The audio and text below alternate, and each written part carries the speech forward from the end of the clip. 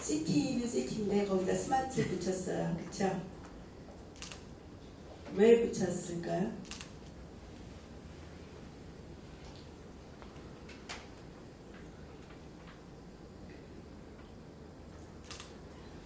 지금 도시에 여러 가지 문제가 막 발생을 하고 있는데 기존 방법으로는 해결이 잘 안 되더라. 그러면 우리가 어떻게 싸고 효과적으로 해결책을 마련할 수 있을까? 그러니까 다른 도시 운영자들이 한계를 느낀 거죠. 야, 이거 이래봐도 안 되고 저래봐도 안 되고 인프라를 늘려도 안 되고 뭐 이게 그 시민들의 만족도는 점점 떨어져가고 이것을 어떻게 해결할 거냐. 그래서 스마트시티라는 용어가 처음 이제 그 오픈이 된 게 IT 회사에서 한 거예요. IT 회사에서 이 방법 저 방법 다 안 되니까 IT 기술로 ICT 기술로 우리 한번 이렇게 하면 훨씬 더 효과적이고 결과를 볼 수 있을 거다라는 그 취지에서 나왔고요. 그래서 오늘은 그 스마트 모빌리티에 대해서 설명을 드릴 거지만 스마트 시티가 어떻게 돌아가고 있고 그 부분 중에서 퓨처 오브 모빌리티의 비중이 얼마가 되고 그거는 이제 도시에서 도시마다 좀 다른 성향을 보이기는 하지만 그 퓨처 모빌리티가 스마트 시티라는 큰 둘레에서 어떤 영향을 미치는가 그리고 SAP가 스마트 시티, 스마트 모빌리티 관련을 해서 이제 그 한 사례들을 좀 소개시키는 그런 순서로 나가겠습니다. 이제 도시들이 아까 이제 보면 코카콜라, 펩시콜라라는 게 있었어요. 그게 이제 저희가 이제 배울 때 그 브랜드 이미지가 굉장히 중요하다. 그래서 브랜드로 경쟁한다. 라는 그런 그 경쟁적 구도였거든요. 그래서 모든 걸 이제 브랜드화하는 기업에서는 그런 모드로 나가다가 그게 바로 도시에 적용이 된 거예요.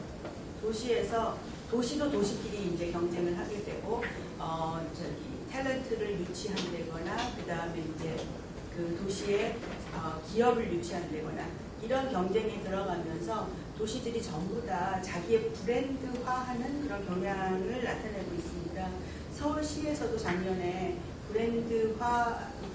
서울시의 브랜드를 만들기 위해서 그 커뮤니티가 만들어져서 운영을 했던 걸로 알고 있어요.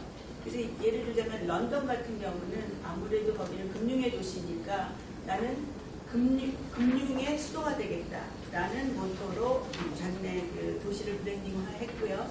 그다음에 싱가포르 같은 경우는 삶의 질을 향상시키고 우리는 혁신 도시가 되겠다라는 모토로 나가고 있습니다.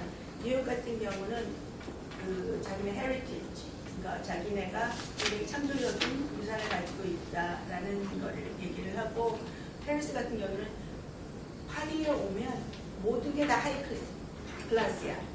관광도 마찬가지고 뭐 쇼핑도 마찬가지고 모든 것들을 다 하이 클래스로 제공하겠어 라는 모드로 이제 나가고 있고요.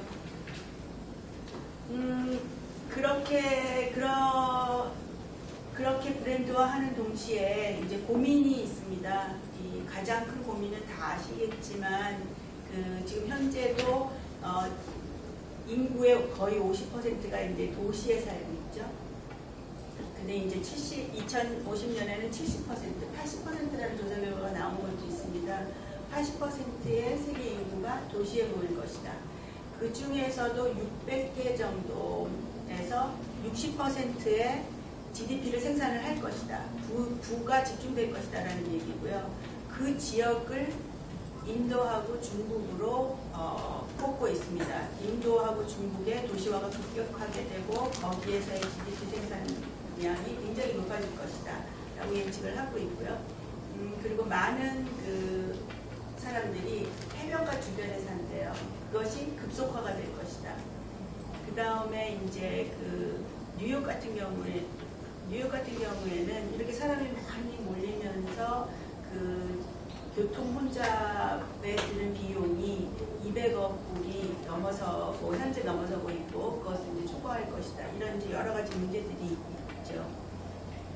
그 서울도 마찬가지고 이제 대부분의 대도시가 마찬가지인데 이게 서울만이 겪고 있는 문제가 아니고 모든 도시가 이제 같이 겪고 있는 문제입니다. 그래서 일자리 창출을 해야 되고 미세먼지 문제, 교통 문제, 그 다음에 이제 스타트업을 어떻게 육성을 할 것인가, 여러 가지 문제점을 각각의 도시가 양상은 달리하지만 다 같이 겪고 있는 문제라는 거고요. 그래서 이 도시가 그러면 궁극적으로 이런 문제들을 해결을 하는 최종적인 목적이 무엇이냐? 이제 시민들의 삶의 질을 높이는 거고, 그 다음에 경제적으로 번영하는 거, 경제적으로 조금 경제가 이제 발전해야 되는 그런 부분. 이 두 부분을 잘 밸런스를 시켜가면서 이제 도시의 성장을 해나가야 된다는 겁니다. 그래서 이제 한쪽에만 너무 치우치면 나중에 이제 인덱스도 보여드리겠지만 한쪽으로 너무 치워지지 않게 이걸 잘 밸런스하면서 삶의 질과 그다음에 경제적인 면을 모두 이제 감안을 해야 되고, 그렇게 하기 위해서 아까 말씀드렸듯이 기존의 여러 가지 방법을 활용을 했는데 이제 한계점에 도달을 해서 IT를 사용을 했더니 어떤 결과가 나타났느냐, 30% 정도의 효율이 나타나는 거예요. IT만을 사용을 함으로써 인프라를 늘린 것도 아니고 뭘 한 것도 아니고. 그래서 맥켄지에서 이제 나온 결과인데요. 2018년에 최대 30%, 어떤 경우에는 70%까지도 효과가 나더라. 라고 해서 이제 IT의 그 중요성이 여기서 도래되는 부분이고요. 그래서 스마트시티를 얘기를 하자면 이게 이제 생태계라고 얘기합니다. 이코시스템. 그 스마트시티를 하기 위해서는 그냥 한쪽에 뭐 유틸리티라든가 아니면 뭐 교통이라든가 아니면 뭐 건강이라든가 이런 부분, 부분 최적화는 이미 달성을 했다라는 거예요. 그러니까 그리고 그 부분 최적화가 서로한테 상충되는 부분에서 이제 부조리가 나타나고 이제 효율이 떨어진다는 그런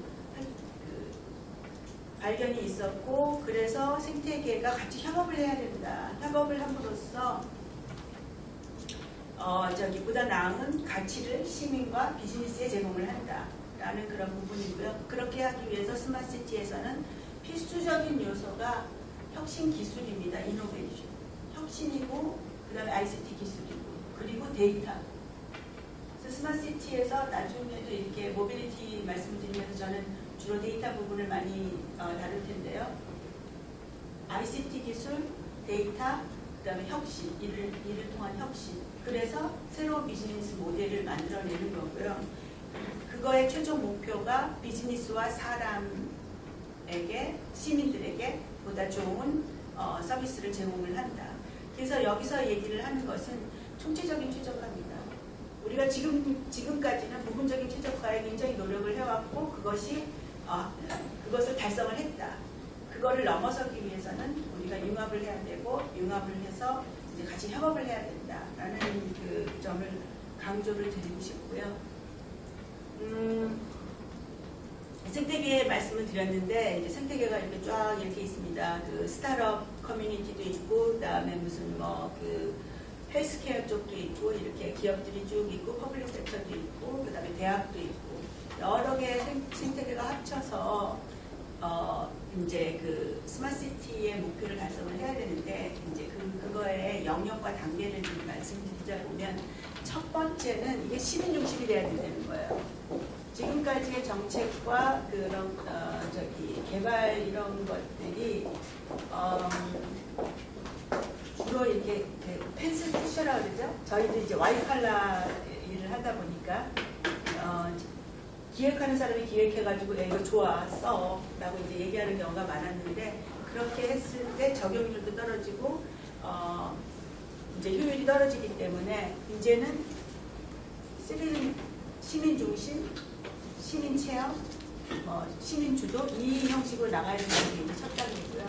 두 번째는 기업과 협업을 해야 된다는 거예요. 왜냐하면 지금 그 스마트시티 관련한 그 모든 그 활동을 봤을 때 자산적인 측면에서는 공공기관이 70%를 가지고 있어요. 그렇지만 여기에 스마트시티로 투자하는 부분으로 봤을 때 기업에서 최소한 60% 이상을 하고 있다는 겁니다. 한국은 어떤지 모르겠어요. 이제 전 세계적으로 봤을 때 이제 평균을 내면 그래서 기업과 정부가 같이 협업하는 취지로 나가지 않으면 이게 어렵다.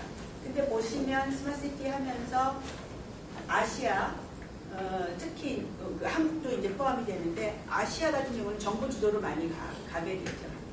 그리고 이제 미국은 기업 주도로 가는 거고, 그 다음에 유럽은 보면 시민 중심으로 해서 리빙랩 쪽으로 많이 가게 됩니다. 그게 이제 다 각각의 특성들이 있는데, 유럽 같은 경우는 여기가 이게 구도심이 많아요. 구도심이 많으니까 그거를 어떻게 좀 향상을 할 것이냐라고 했을 때 시민들이 가장 잘 압니다. 아, 우리 도시는 이래서 요러요러한 문제가 있어. 이거를 풀면 참 좋겠어.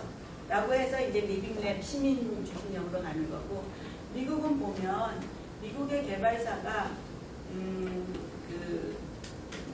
미국의 이제 도로도 나중에 말씀드릴 텐데 도로 같은 그런 것도 보면 이렇게 땅이 크다 보니까 크게 막 도시를 이렇게 지어놓고 고속도로를 쫙쫙 빼놓고 이랬지 않습니까? 그래서 거기에는 ICT로 할 수 있는 부분이 많고 기업도 어차피 이제 기업들이 역할을 많이 하는 부분이라서 그렇고, 한국, 베트남 같은 경우는 굉장히 정부 주도예요. 베트남 같은 경우는 이제 정부에서 이렇게 해가지고 마스터 플랜을 내가지고 그냥 쫙 밀고 나가면 됩니다. 거기는 약간 공산주의적인 요소가 많이 남아 있으니까요. 이제 한국도 정부 주도로 해서 정부에서 이러이러한 마스터 플랜을 내놓고, 그 다음에 이제 그 한국 기업이나 기업들을 육성하는 스타트업들을 육성하는 그런 체제로 많이 이제 가게 되는데요. 여기서 이제 두 번째로 이제 제가 강조드리고 싶은 부분은 어떤 상황이더라도 기업의 역할이 굉장히 크다. 기업에서 투자하지 않는 이상 효과가 나지 않는다. 지금까지의 이제 결과를 보고 이제 말씀을 드리는 거고요.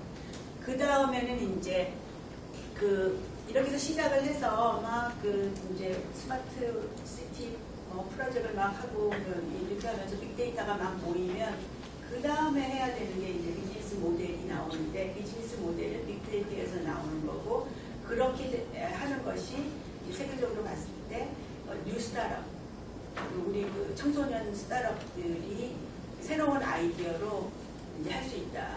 기존의 최적화를 위해서 노력했던 그런 현재 부서들이나 현재 기존 기득권에서의 아이디어는 그렇게 많이 나오지 않더라라는 이제 발견이고요.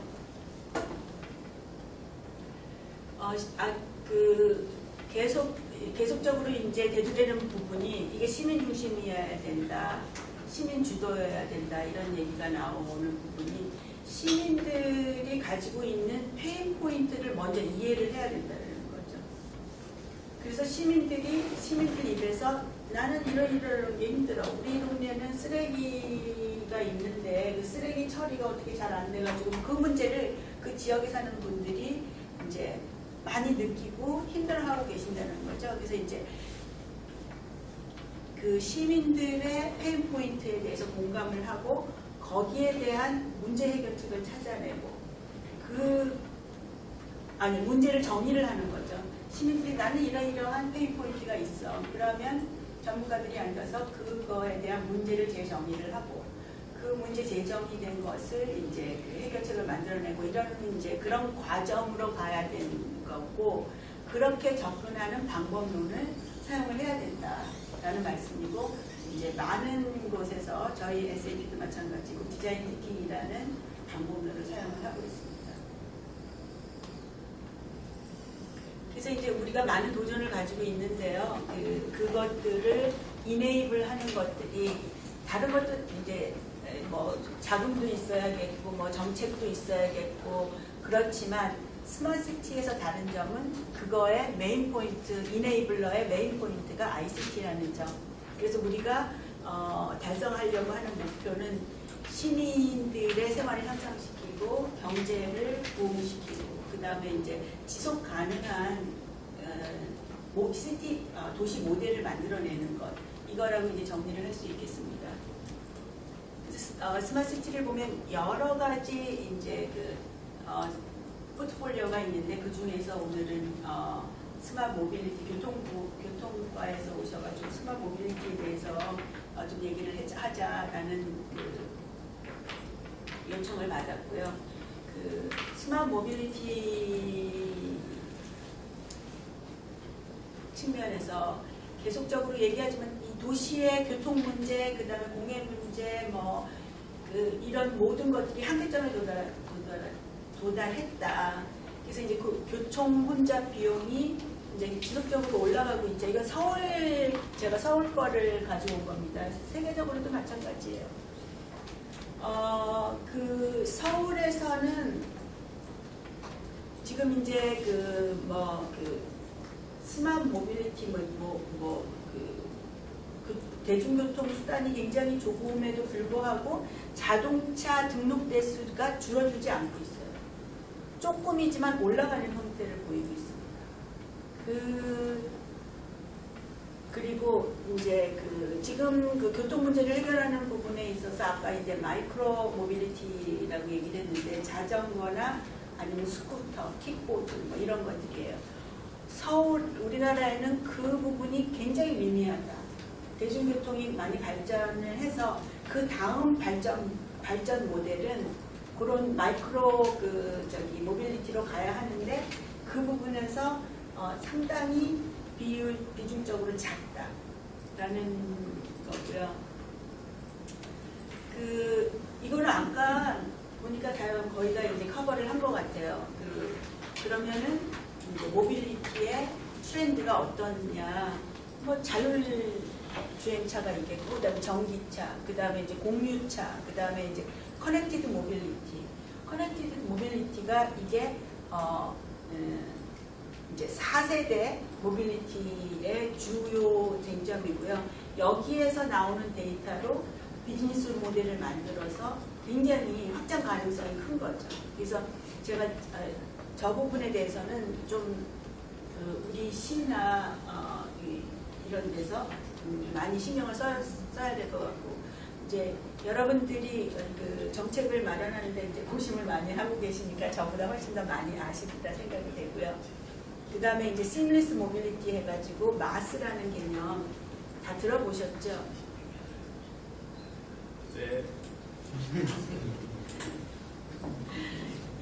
이제 요것도 4세대 모빌리티이기 때문에 제가 잠깐 시간을 소요해서 설명을 드리도록 하겠습니다. 그 외에는 BTOL 해가지고 헬리콥터인데 이렇게 헬리콥터 같이 해서 이제 자가 부상을 해가지고 이제 다니는 그런 서비스들이 아직까지 상용화는 되지 않았어요. 상용화는 되지 않았지만 이제 서양에서는 많이 개발이 되고 있고요. 그래서 그거를 이제 앞당에 본 거를 간략하게 요약을 하면 이게 이제 4가지입니다. 케이스, Connected, Autonomous, Shared, Electric. 전기차, 공유, 그 다음에 커넥티드, 그 다음에 자율주행. 요것이 지금 앞으로 모빌리티의 트렌드라고, 이제 이거를 많이 보실 거예요. 이렇게 다른 데도 나가서 보면은 4가지 요점이 요것이고요. 그게 이제 지금 우리가 컨버스천 카, 석유로 해가지고 이렇게 하는 여기에 있고, 이제 이 전기차로 넘어간 다음에 그 다음에 전기 배송 같은 거, 전기차를 활용한 배송, 그 다음에 공유, 그 다음에 이제 마스로 이제 넘어가는 단계인데, 이거를 지금 많이 보고 계시죠, 그렇죠? 이거 많이 지금 보고 계시고, 우리나라에서도 서울시에서는 저 마스에 대해서 고민을 하고 있는 걸로 제가 알고 있어요. 이제 모빌리티 에즈 서비스 요거에 대해서 좀 설명을 드리겠습니다. 내가 집을 나와서 목적지까지 가는데 우리가 여러 가지 교통수단이 있습니다. 버스를 탈 수도 있고 자가용을 탈 수도 있고 이제 지하철을 타기도 하고 기차를 타기도 하고 여러 가지 방법이 있는데, 가장 지금 사람들이 자동차를 포기하지 못하는 이유가 퍼스트 마일, 라스트 마일에 대해서 해결책이 없기 때문이에요. 그래서 퍼스트 마일과 라스트 마일을 잘 제공을 하게 되면 이 자동차, 그러니까 자가용의 숫자를 줄일 수 있을 것이다 라는 그 결론이거든요. 그래서 지금 여기에 초점과 목적은 자가용을 없습니다. 최대한 자가용을 줄일 수 있는 방법을 어떻게 제공할 것이냐. 여기에 이제 초점을 맞춰서 많은 사람들이 연구를 하고 그다음에 제품을 내놓고 이러고 있습니다. 지금 현재 우리가 이제 제가 이제 어디를 가려고 하면 여러 가지 이제 교통수단이 있죠. 그럼 상황에 따라서 뭐 정확한 데이터는 없지만 어디에 어떤 길이 어떻게 막히는지 뭐 이런 거에 대한 정확한 데이터는 없지만 지금까지 살아온 배경에 따라서 내가 교통수단을 선택을 하고 선택한 교통수단에 따라서 이제 지불을 하는 그런 형태로 우리가 지금 살고 있습니다. 굉장히 복잡해요. 그래서 복잡하게 살고 있는데 만약에 내가 앱을 탁 들어서 목적지를 이제 출발지와 목적지를 지정을 하면 시스템에서 자동으로 라우트를 막 정해주는 거예요. 네가 지금 나가서 공유 자전거를 타가지고 그 다음에 버스를 타고 그 다음에 내려가지고 이게 1마일만 걸으면 도착할 수 있어. 이거의 비용은 얼마야? 아니면 두 번째로는 여기서 떠났을 때는 마을 버스를 타고 어떻게 해가지고 어떻게 하면 그건 비용이 시간이 얼마 걸리고 비용이 얼마 걸려 라고 리스트가 쫙 나와주면 나의 상황에 따라서 내가 시간이 얼마나 있고 비용이 얼마나 있느냐에 따라서 골라서 바로 지불을 할 수 있다면 생활이 얼마나 편리해지겠어요. 사람들이 원하는 건 그거죠. 그런데 이게 내가 월 단위로 구매를 할 수 있다면, 그래서 내가 한 달에 10만 원만 내면 모든 교통수단을 다 어떻게 사용을 할 수 있다라든가, 아니면 내가 무제한으로 얼마를 내면 사용할 수 있다든가, 이런 서브스크립션 베이스로 나한테 제한을 해준다면 이게 얼마나 좋겠는가. 이것이 맞습니다. 그게 복잡하게 마스가 이게 말이 모빌리티에서 서비스, 그러니까 좀 뭔가 서피스티케이트해 보이고 뭔가 어려워 보이는데 그게 아니에요. 결국은 내 손 안에 앱에서 라우트를 정해주고, 그래서 내가 선택을 하고 지불까지 할 수 있는 그런 시스템을 얘기를 하는 거고요. 그래서 이거를 마스를 넷플릭스 of transportation이라고 얘기를 합니다. 넷플릭스에 가셔서 이제 그게 있죠. 서브스크립션 타입들이 있지 않습니까? 그거에 따라서 내가 몇 번의 영화를 볼 수 있는 그런 식의 애플리케이션이라고 보시면 되겠고요. 그래서 이거를 제공을 하기 위해서는 단일 디지털 플랫폼이 필요를 한 거고, 그 개인한테 맞춤별 도어투도어 이동 계획을 알려 주는 거예요. 그리고 결제까지 그 자리에서 할 수 있게 해주는 그런 시스템이고 그런 개념을 얘기를 하는 겁니다. 제가 설명한 거를 그냥 비디오로 보여주는 것 때문에 도움이 될 거라고 생각을 했고,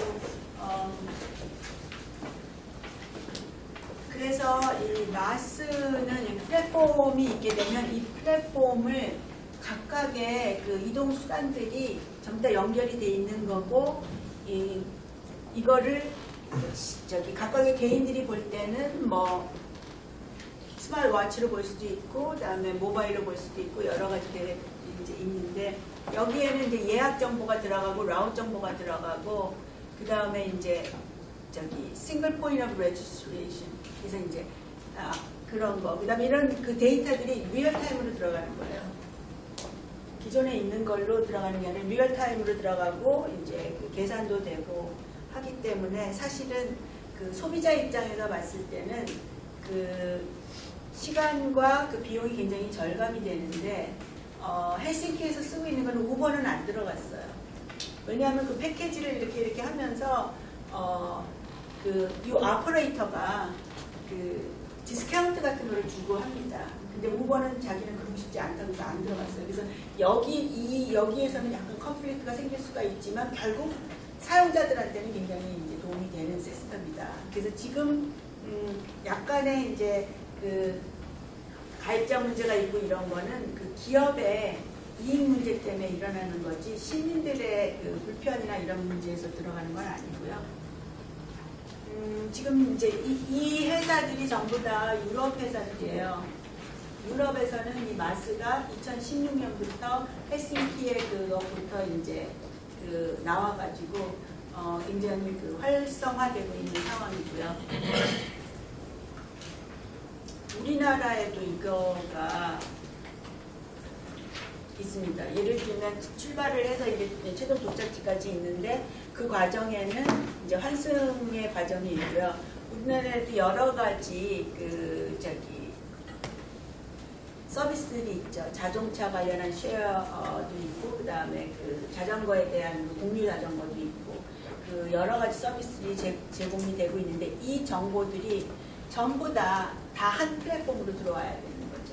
이게 한 플랫폼으로 들어왔을 때 이게 리얼타임으로 이제 그 서비스가 제공이 되는 그런 그 서비스를 말씀드리는 거고요. 그다음에 이제 그 제가 보내준 자료 궁금해하는 그 질문들이 있으셨어요. 그래서 그 질문들 중에 하나가 노약자나 그 다음에 한국에는 이거 뭐라 그러네요. 디세이블 신체 부자유 요새는 말하는 건 좀 문제가 돼서 교통약자 교통약자들을 위해서 이제 어떤 기술들이 지금 나와 있고 다른 나라에서는 어떻게 하느냐 이게 이제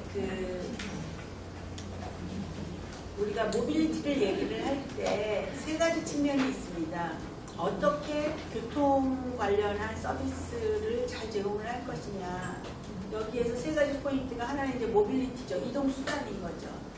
이동 수단이 다양하게 해야 되는 겁니다. 자전거도 있고 무슨 그 전철도 있고 그다음에 그 택시도 있고 아니면 여러 가지 이동 수단이 대중교통 수단이 있어야 되는 거예요. 그러면 두 번째가 이제 액세서빌리티라고 해서 접근성인데요. 그 교통 약자들한테는 접근성이 더 저희가 이제 고려를 해야 되는 부분이죠. 여기를 보시면 이런 여러 가지 것들, 보통 사람들이 느끼지 못하는 것들을 교통 약자 측에서 봤을 때는 굉장히 접근성이 떨어지는 거다라는 부분이 되겠습니다.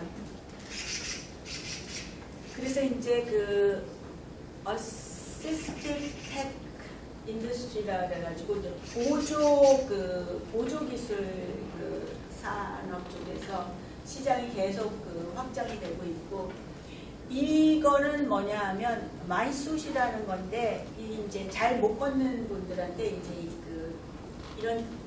이게 잘은 안 보이는데 이걸 입으신 거예요. 센서가 달린 그 숫을 입고서는 입으면 이 사람이 다음에 무슨 행동을 할지를 감지를 합니다.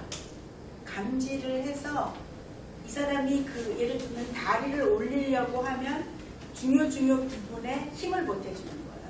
그래서 이제 증강현실을 만들어주는 거죠. 가 있고 이게 잘 안 보이는데 이게 스틱이에요. 그래서 이제 시각 장애자들이 이게 하면은 오른쪽으로 가세요, 왼쪽으로 가세요, 몇 번 더 가서 어디로 가세요, 이런 거하고 앞에 장애물이 뭐가 있습니다, 얼마 앞에 무슨 장애물이 있습니다라고 얘기를 해주는 거예요, 장애자들한테. 그런 장치 나왔고 이거는 이제 계단인데 요 밑에 게 체인 형식으로 이렇게 돌돌 하면서 이제 계단을 오르다 내렸다 하는 그런 것들도 지금 현재 나와 있고요. 싱가포르 MIT 옆에 이 계단에 보면 이게 시각장애인들을 위해서 이 사인을 이렇게 갖다 붙여놨습니다. 그래서 굉장히 호응도가 이제 좋다는 얘기였고요. 이건 멜번 경우인데 바인드 스퀘어라는 앱이에요. 앱을 사용해서 이렇게 이제 들고 가죠, 저분이. 들고 가면은 지하철역에서 지금 이제 시범 운행이 되고 있는 건데 그 이제 길을 안내를 함과 동시에 옆에 무슨 그 상점에서는 뭘 팔고 있다 뭐 이런 것까지 이제 예보를 해주는 그런 그 애플리케이션입니다. 일본의 경우인데 그 치매 노인들에다가 이 그 요것만한 그덤 요거 사이즈만한 이제 칩을 이제 어디다 뭐 옷에다 붙이든 신발에 붙이든 뭐 가방에 붙여놓으면 붙여놓고 이분이 이렇게 가면 그 센서를 탐지하는 그 이 리시버가 이 그 건물이나 아니면은 그 뭐죠? 이런 분 도와주시는 분이시다. 시민 봉사하시는 분들 있잖아요. 그분들이 이제 그걸 가지고 다니다가 이렇게 두 개가 이제 덤에 있는 거하고 이 디바이스가 만나면 이 사람 위치 추적이 되는 거예요. 그러면 이제 잊어버릴 일이 없는 거죠. 어린애들은. 이거는 이제 지도 앱인데요. 이게 그 시애틀에서 하고 있는 건데 보통 이게 길만 표시가 돼 있잖아요. 근데 여기에는 그 accessibility 아까 말씀드린 접근성을 이제 가미를 한 거예요. 그래서 요 길로 가면 경사도가 몇이다. 그래서 이제 노약자들이 이제 이렇게 높은 데를 못 올라가니까 그런 거를 이제 표시를 해주는 그런 그 저기 맵이 나와서 이것도 우리도 이런 거 한번 하면 괜찮을 것 같아요. 우리도 있나요?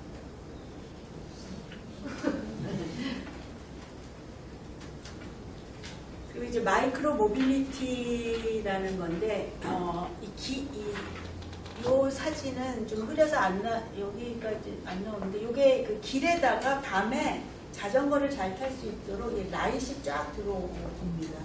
강남에서 이런 거 하면 이제 괜찮을 것 같아요. 이게 지금 이 그림을 제가 집어낸 이유는 이게 싸대는 거죠. 이게 그 스쿠터 같은 거는 단거리 주행을 하는데 굉장히 이제 싸게 먹힌다. 그게 제가 좀 잘 기억은 안 나는데 자동차 10마일을 가는데 자동차로 가면 30분이 걸린다고 하면 자전거를 타면 60분이 걸려요. 그런데 이 스쿠터, 전기 스쿠터를 타게 되면 거기 35분이 걸린다는 거죠. 그래서 이게 엄청나게 어트랙티브한 옵션이다라는 거고요. 그 다음에 이제 그래서 여러 가지 솔루션이 나오는데 단거리를 갈 때는 자전거나 스쿠터, 그 다음에 공유를 얘기합니다. 공유 자전거나 공유 스쿠터. 그 다음에 이제 중간 5에서 15마일을 갈 경우에는 우리 우버나 택시 같은 거, 콜 택시 같은 거, 그 부분. 그 다음에 이제 장거리를 갈 때는 카쉐어링을 사용하는 그 솔루션들이 굉장히 많이 시장에 나와서 지금 교통시장을 굉장히 혼란스럽게 만들고 있고 한국도 마찬가지인 걸로 제가 알고 있습니다. 근데 이거를 보시면 지금 마이크로 모빌리티 시장이 굉장히 이제 커지는 건데요. 이렇게 보면 그 비중을 보면 미국하고 유럽하고 이제 중국이 나오는데 중국이 이렇게 비중이 작은 이유는 뭐라고 생각하세요? 자전거나 그 다음에 스쿠터를 타는 그런 시장 비중이 다른 데에 비해서 중국이 작아요. 중국은 1986년에 자전거를 타는 비율이 68%였어요. 그런데 지금은 10몇 %를 줄어들었어요. 그런 상황이 왜 일어나느냐? 개발도상국들에서 이제 아주 못 살다가 이제 돈이 좀 생기니까 이 사람들의 꿈이 자동차 사는 거예요. 자기 자동차를 사는 거예요. 그래서 이제 이 예를 드는 거는 나의 상황에 맞는 정책으로 들어가야 된다.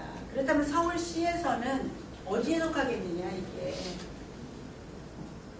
그래서 이제 나중에도 잠깐 설명을 드리겠지만 후진국이 개발도상국이라고 하죠. 개발도상국이나 그 다음에 이제 어느 정도 안정된 거, 그 다음에 굉장히 선진국 각각 그 다음에 도시의 상황에 따라서 정책이나 이런 건 달라져야 된다는 그런 말씀을 드리는 거예요. 시민들의 요구사항이 틀리다는 거예요. 중국 사람들 자가를 사고 싶은 마음 충분히 이해하죠. 그렇죠? 그렇다. 그리고 이제 마이크로 모빌리티 시장이 굉장히 커지고 있는데 그거에 또 그거를 이제 뒷받침하는 자료가 이런 스타트업들한테 펀드가 막 밀려들고 있다는 거예요. 시장에서 돈이 막 자금들이 막 몰려들고 있는 거죠. 그리고 이제 미국의 이제 대도시들을 대상으로 조사를 해봤더니 그 마이크로 모빌리티에 대한 호감도도 높은 거예요. 상당히 높습니다. 이 샌프란시스코 같은 경우는 길이 막 이렇게 언덕이 많고 막 사고도 많이 나고 해서 이게 지금 저 정도지만 대부분의 도시에서는 굉장히 좋은 호감도를 보이고 있다. 그럼에도 불구하고 이제 밴들리즘이 이제 넘는 거죠. 막 부서지고 이거는 이제 자전거나 이런 이 스쿠터를 하려면 이렇게 앱에다가 이렇게 그걸 해야 되지 않습니까? 인증을 해야 되는데 그걸 갖다 누가 이렇게 막 뜯어가지고 공부하는 거 이렇게 막 쌓이고 바닷속에도 버려지고 그다음에 불을 지르는 사람도 있고 막 아무데나 이렇게 하고 이런 것들이 이제 도시의 문제로 이제 생겨나고 있다. 그리고 이제 이게 안전하지도 않아요. 굉장히 안 안전해요.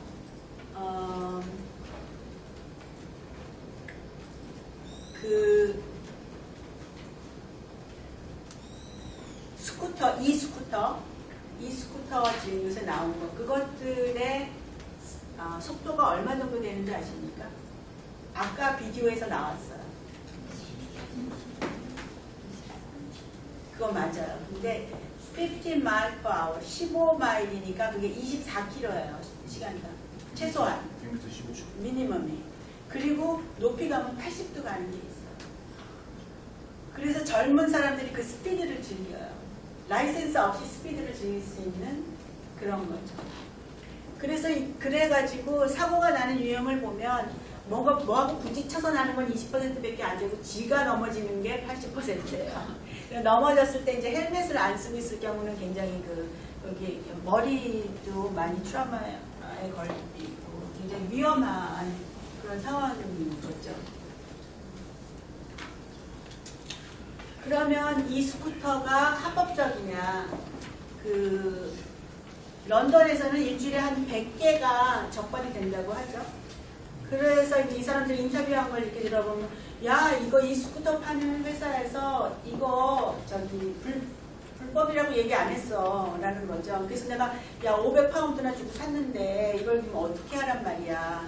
그래서 런던의 법은 그러니까 페이브먼트, 이게 도로가 포장되어 있는데, 그 다음에 이제 사이드워크에서는 이거를 못하게 하는 거예요. 근데 이 사람들 출근하느라고 이거 다 타고 다니거든요. 그래서 이제 경찰들이 이제 잡습니다. 근데 올해 7월 달에 큰 사고가 하나 났어요. 큰 사고는 아니고 이 사람이 TV하고 유튜브 스타예요. 근데 이 사람이 이 스쿠터를 타고 가다가 롤이라고 이렇게 아주 큰 막 바퀴 여러 개 달리는 그 트럭 있지 않습니까? 거기에 부닥쳐가지고 죽었어요. 그래가지고 그때부터 센티멘트가 이거 금지해야 된다 라고 하는 무브먼트가 지금 런던에서는 계속 일어나고 있습니다. 그리고 또 하나 이 스쿠터가 이 사고로 연결되는 것 중에 주요 원인 중에 하나가 음주다 라는 보고서도 나온 게 있어요. 그러니까 그래서 참 쉬운 일은 아니죠. 그래서 이제 여러 도시들이 각각 다른 법규를 적용을 하고 있는데요. 예를 들면 이제 계약 같은 컨트랙 같은 경우는 Public Private Partnership, 이게 공공민간 파트너십 PPP라고 해가지고 뉴욕 같은 경우는 그 회사하고 계약을 맺어가지고 굉장히 많이 개입을 합니다. 뉴욕시가 개입을 해요. 개입을 해가지고 이제 규정을 만들고 이렇게 하는데, 그래서 이제 이 주차장이 있는 것들이 있고 주차장이 없는 게 있어요. 덕블레스라고 얘기를 하는데, 그런 거는 아예 불법화를 해버린 그런 경우고요. 그 다음에 이제 아직 인디애나폴리스 같은 경우는 이제 시작 단계이기 때문에 굉장히 이 제약을 풀어주는 상태고, 그 다음에 콜롬비아 사우스캐롤라이나 같은 경우는 아예 그냥 금지를 해버렸고, 그 다음에 샌프란시스코 같은 경우는 면허 이제 제도를 채택을 하고 있어요. 그래서 이게 이제 마이크로 모빌리티 같은 경우는, 근데 그게 이제 그냥 자전거는 우리가 하도 오래 탔기 때문에 어느 정도 이제 규정들이 만들어져 있는데, 이다가 E자가 들어가고 전동으로 해가지고 파워가 있어가지고 빨리 가는 이거에 대해서는 아직 초기 단계라서 여러 가지 이제 문제점이 있는데, 라이센스로 면허로 할 경우에는 이게 이제 면허 제도도 해야 되죠. 그다음에 보험이 또 들어가는 그게 있지 않습니까?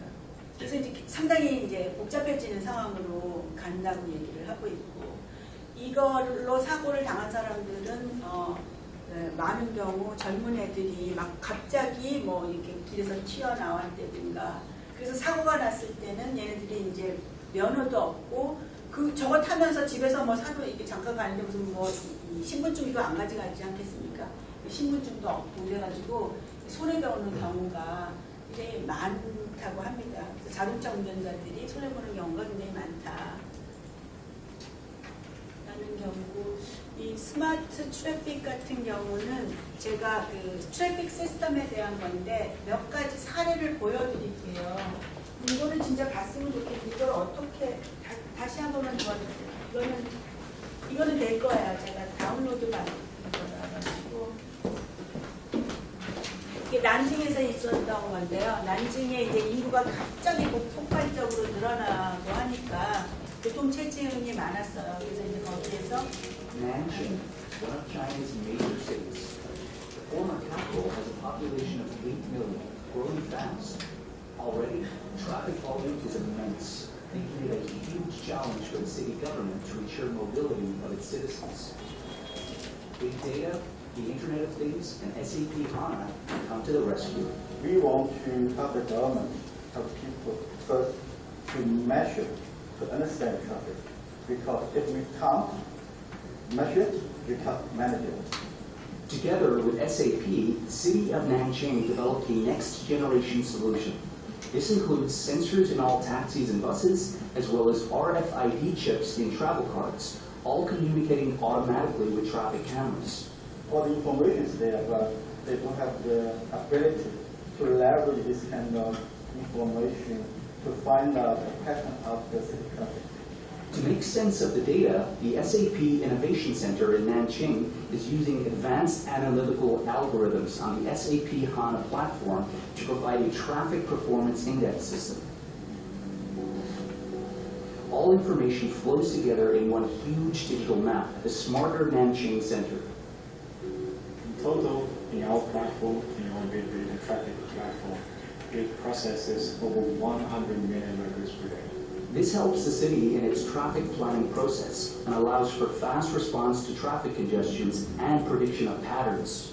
For example, if there's an event, football match, or some kind of exhibitions, where the people will come from, and when they leave, where will they go? The analysis happens in a closed-loop process through smart learning functionality, which learns from prior patterns. All this to make commuting easier for the people of Nanjing. We publish result real time to a mobile application, so the citizens can read the real-time data to plan their travel more smoothly. To promote the use of public transport, the My Nanjing app also uses gamification features. Every time a commuter uses the metro or a city bike, he receives a credit. At almost every metro station, city bike stations help to make commuting more comfortable and attract people to use public transport instead of their car. Smart data technology from SAP to improve the lives of commuters not only in China, but in megacities around the world.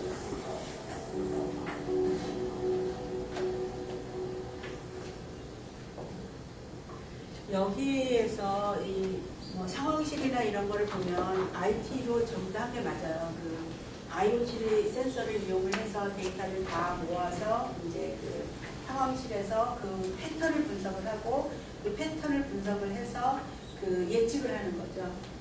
그래서 이제 그게 이제 AI나 머신러닝 기술이 들어가는데요.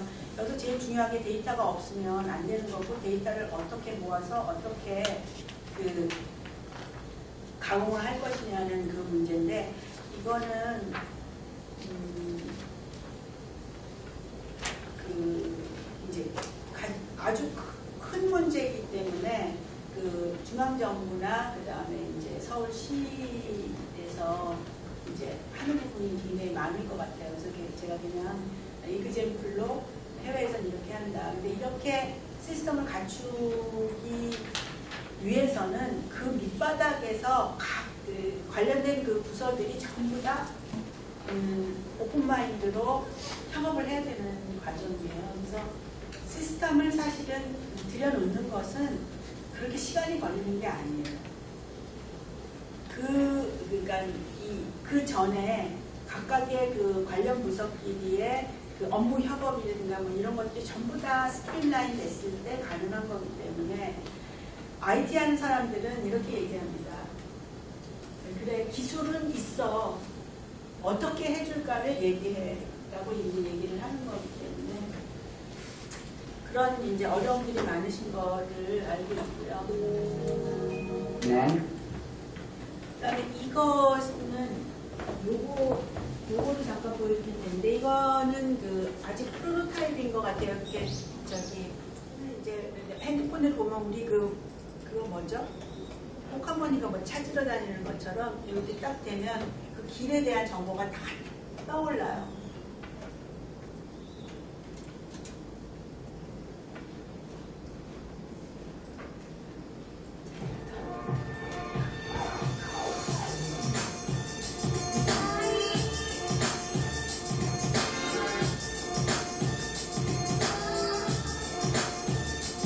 상점에 대한 정보도 떠오르고요.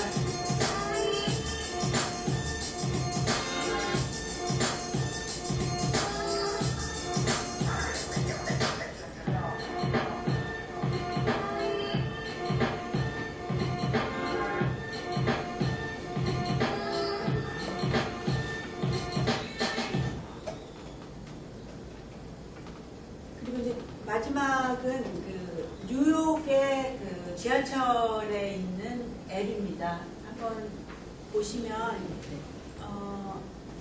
사업 아이디어를 얻으실 수 있을 것 같아요. 여기 보시면 지하철에 이렇게 맵이 이렇게 있습니다.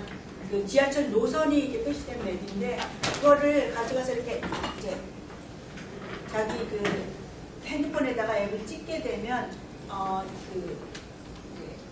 자기가 가고 싶은 목적지에 대한 노선을 쫙 얘기를 해줘요. 그리고 거기를 가면서 거기 그 주변에 있는 빌딩의 렌트비, 그러니까는 부동산 값들이 이게 쭉 나오는 거예요. 우리 월세 얼마 이런 거. 그다음에 이제 이런 시스템들이 많이 그다음에 이제 식당 정보라든가 이런 정보들이 쫙 이렇게 나와요. 그래서 지하철의 라웃 정보에서 모든 걸 다 이제 가지고 올 수 있고, 그래서 그 주변에 그 부동산들이 올라갔다라는 얘기가 있어요. 저기 뉴욕시에서 하는 부분이고요.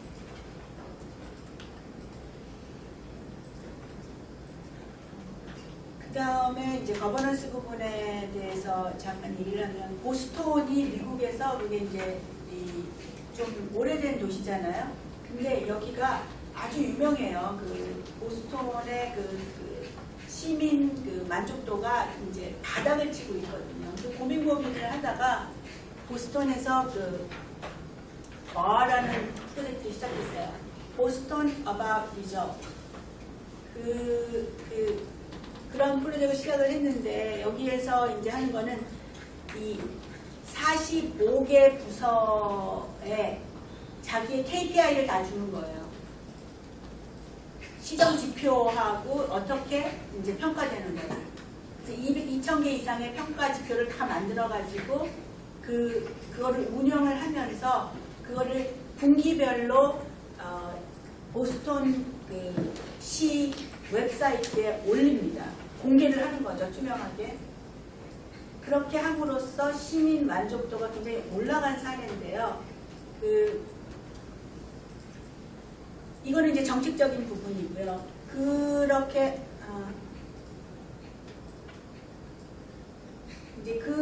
이제 KPI를 주고 평가를 하긴 하지만 이 사람들이 그러면 일을 잘할 수 있는 툴을 줘야 될 거 아닙니까?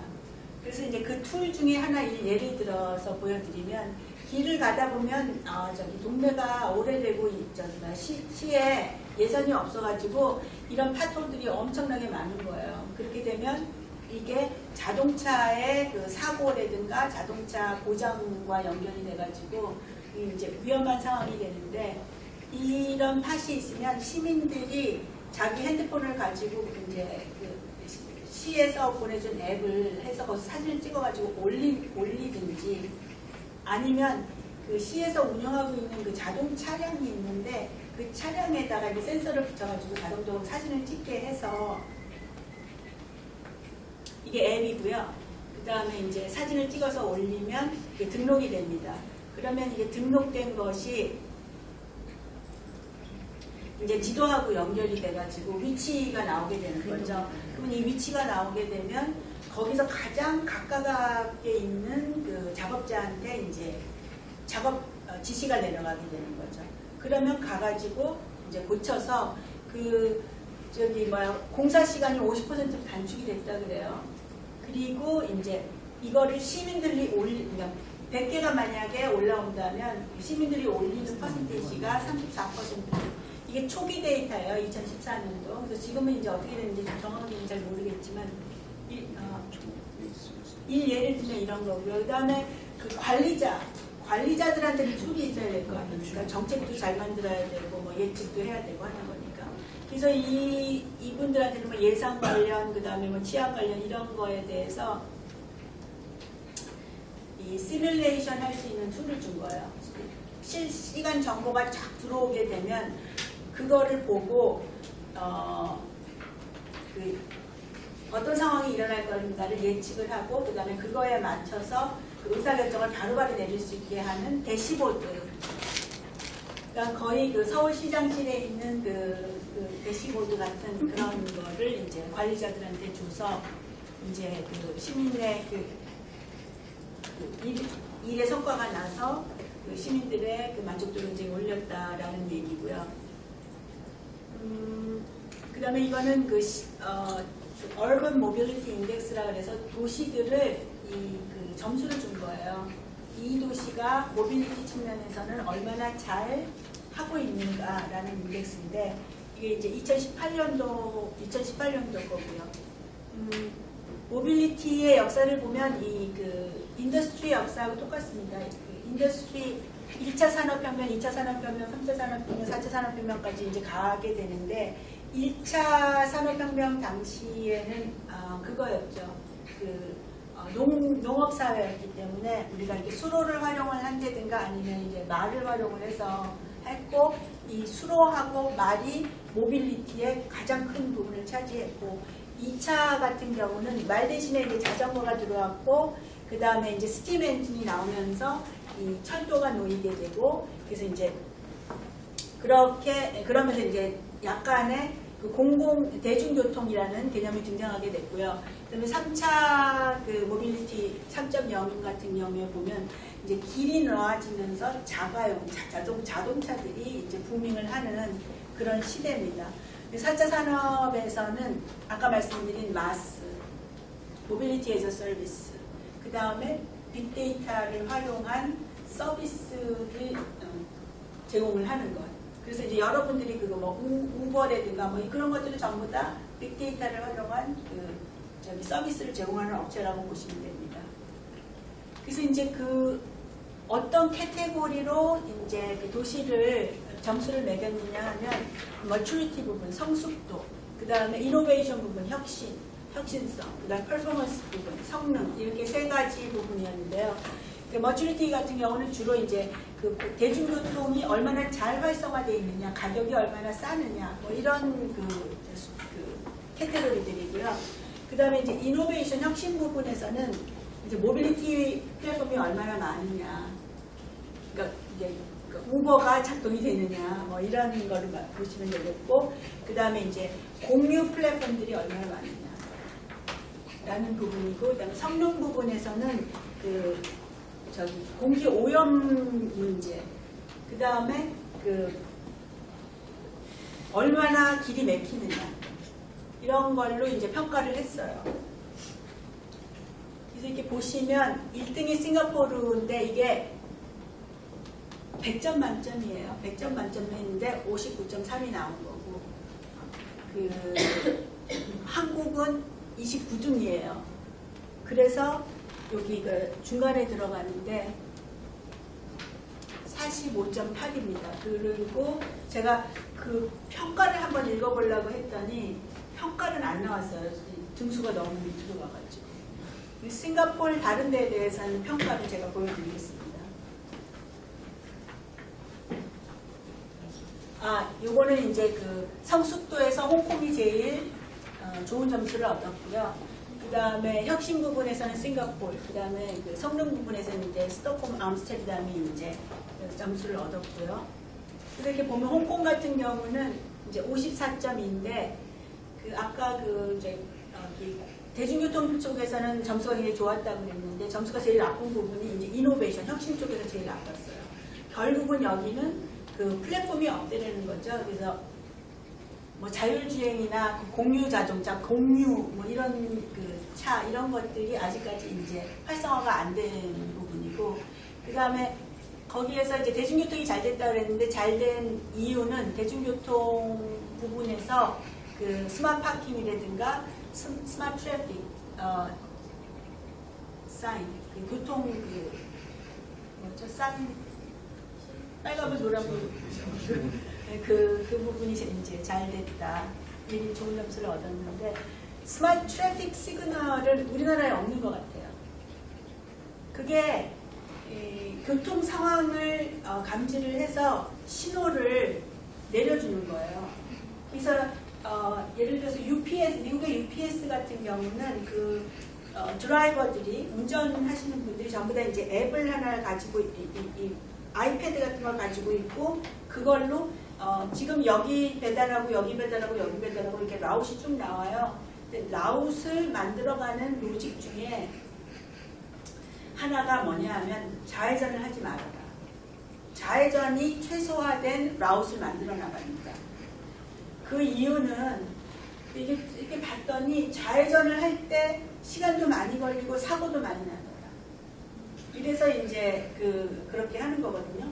근데 스마트 트래픽 시스템 같은 경우는 우리나라에 보면은 대로가 이렇게 쫙 있는데 여기 이제 신호등에 막혀요. 막혀서 풀려요. 그 다음 블락에 가면 또 막혀요. 그게 이제 다른 선진국에 가서 보면 쫙 연결이 됩니다. 그래서 한번 쫙 빼줘요. 그런 식으로 실시간으로 교통량을 감안을 해서 신호를 이제 제어하는 그런 시스템이 한국에 있었으면 좋겠어요.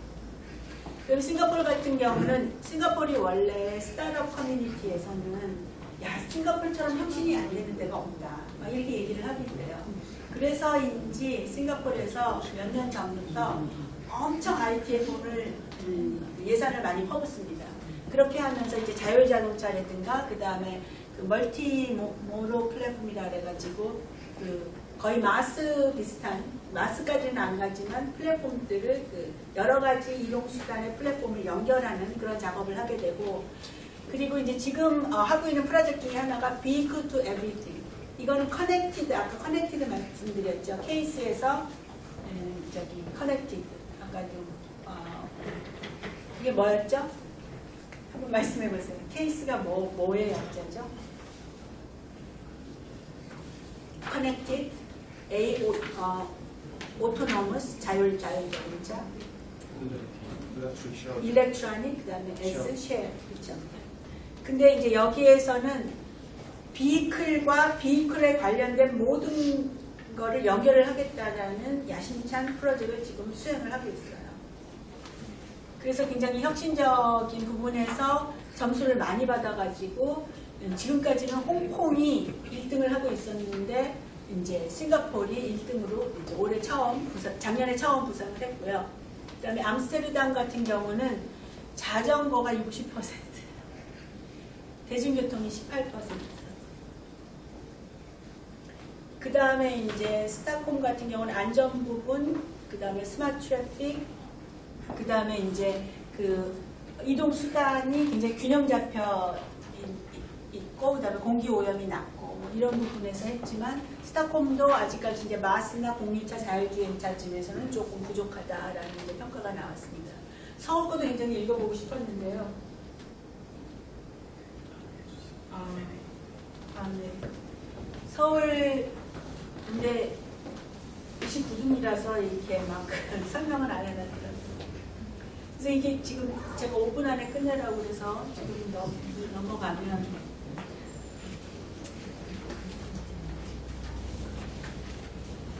그 아까 이제 마이크로 모빌리티 자전거 이스쿠터 막 얘기를 하면서 이 사람들이 이제 그 컴플레인이 많다라는 얘기도 했어요. 그런 반면에 즐기는 사람도 많아요. 그리고 그게 있어야지만 자동차를 소유하고자 하는 그 욕구가 없어질 것이다. 그런 이제 그 전문가들의 얘기도 많고 그런 이제 여러 가지 이제 의견들이 나오면서 컴플리트 스트리트라는 개념이 나왔어요. 이거는 뭐냐 하면 이제 그 사이드워크 사람들이 걸어다니는 보행 그걸 뭐라 그러죠? 보도를 넓혀라. 지금까지는 자동차 위주의 길이었는데 그거를 이제 그 사이드워크를 좀 넓혀서 모든 사람이 그러니까 모든 객체가 활용할 수 있는 그런 길을 만들어라. 그 객체에는 사람도 있고 차도 있고 뭐 스크로도 있고 자전거도 있고 뭐 여러 가지가 있겠죠. 그 개념이 이제 컴플리트 스트리트 개념으로 나왔고요. 그거를 활용을 해서 이제 길을 바꾸어 나가기 시작을 했어요. 그래서 여기를 보면 이제 보도가 이렇게 있고 자전거 레인이 있고 여기 이제 길거리에 주차하는 차들이 있고 그 다음에 이제 주행하는 차들이 있습니다. 그래서 여기 길이를 보면 너무 길어요. 그래가지고 노약자들이 이거를 한숨에 걸을 수가 없는 거예요. 사고가 많이 납니다. 그래서 이거를 중간에다가 이렇게 좀 쉼표를 넣어놨어요. 그렇게 되니까 환경도 좋아지고 이제 사고율도 줄었다라는 거고요. 우리나라에서도 이거 하는 것 같은데. 그 다음에 이제 이 그 보도를 넓혔을 때 사람들이 걷는 확률이 더 높아지더라. 그 사람들이 많이 걷는다라는 게 나왔고 상가가 있는 경우에는 그 상가들이 이용할 수 있는 뭐 바자를 한다든가 아니면 뭐 음식점 같은 경우는 발코니 같이 밖에 나와서 이렇게 먹으면서 사람들이 즐길 수 있게 하는 그 공간을 마련을 해주는 그런 이제 이 케이스들이 막 나오고 있는데 이렇게 했을 때 결과가 뭘 것 같아요?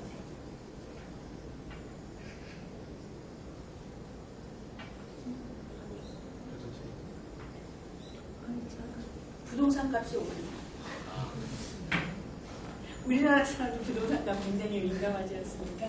왜냐하면 이제 상가들도 트래픽이 많아지니까 상가들도 활성화가 되고 그 다음에 이게 이제 지금 그 그림은 없는데요. 어떤 그 한 마을에 저렇게 해놓게 되면 안전하고 그 다음에 사람들이 즐길 수 있기 때문에 자전거나 뭐나 해서 아이 키우기에도 참 좋고 하기 때문에 이 집값이 올랐대요. 미국에서는. 이게 유주 케이스인데 제가 그거는 이제 잘 설명을 해놔서 한번 읽어보시면 될 것 같고 질문 받겠습니다.